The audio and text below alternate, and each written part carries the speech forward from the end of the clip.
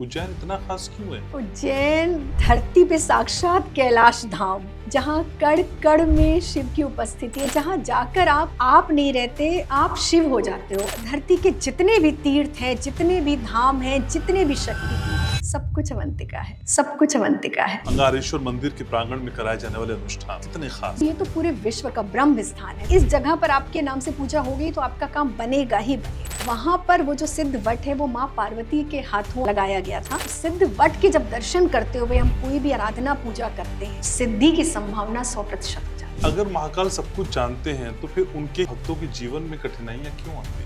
जितने शिव भक्त हैं, आप किसी से भी पूछिएगा, उनका कोई काम रुकता नहीं है। जो कठिनाइयां आपको दिख रही है ना, वो बहुत छोटी होती है। आपको नहीं पता कि कितनी बड़ी कठिनाइयां आपके जीवन में आने वाली थी। 15 मिनट में 100 जन्मों का 15 मिनट में 100 जन्मों का प्रारब्ध उसको भुगतना था, वो 15 मिनट में खत्म कर दिया। 15 मिनट में खत्म कर दिया। क्या महाकाल और शिव एक ही हैं? ऐसे तो शिव और शंकर भी अलग अलग हैं। महाकाल की जब सवारी गलियों से निकलती है, कितनी दिव्य होती है, कितनी अलौकिक होती है।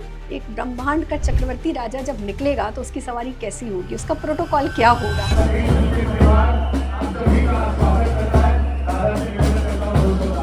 वैसा ही प्रोटोकॉल है, क्योंकि वो महाराजा है।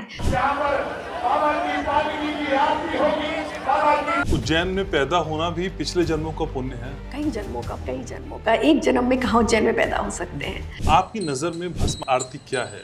वैराग्य है, भक्ति है? वो क्षण इतना अलौकिक, इतना अविस्मरणीय है कि उस क्षण में हर कोई साक्षात बाबा के दर्शन करता है। वो 2 मिनट के लिए बाबा जागृत रूप से आते हैं। वो है भस्म आरती का असली सच। भस्म आरती को एक बार अटेंड करने के बाद जीवन में किस तरह का बदलाव आपने लोगों के देखा है? नकारात्मक शक्तियां अगर आपके साथ कोई हैं, वहां आकर वो सब भस्म हो जाती है। नाग चंद्रेश्वर मंदिर साल में एक ही बार खुलता है। वहाँ पर कहते हैं तक्षक नाग जो है वो एकांतवास में रहते हैं। वहाँ थल और जल दोनों में ही संस्कार करने पर मोक्ष प्राप्त होता है। कहीं भी विश्व में नहीं है कि आप शमशान को तीर्थ का नाम दो, लेकिन यहाँ अवंतिका में ऐसा है। वहाँ जाके मौत का डर खत्म हो जाता है। मृत्यु का डर कैसे निकल जाए महाकाल का नाम लेके? अकाल मृत्यु वो मरे जो काम करे चंडाल का, और काल उसका क्या करे जो भक्त हो महाकाल का। महाकाल कैसे मेरे व्यूवर्स की झोली भर देंगे? 7 बेलपत्र और 7 पत्र एक साथ लेते हैं, उस पर थोड़ा सा लगाते हैं और शिवलिंग पे अर्पित करते हैं सोमवार के दिन और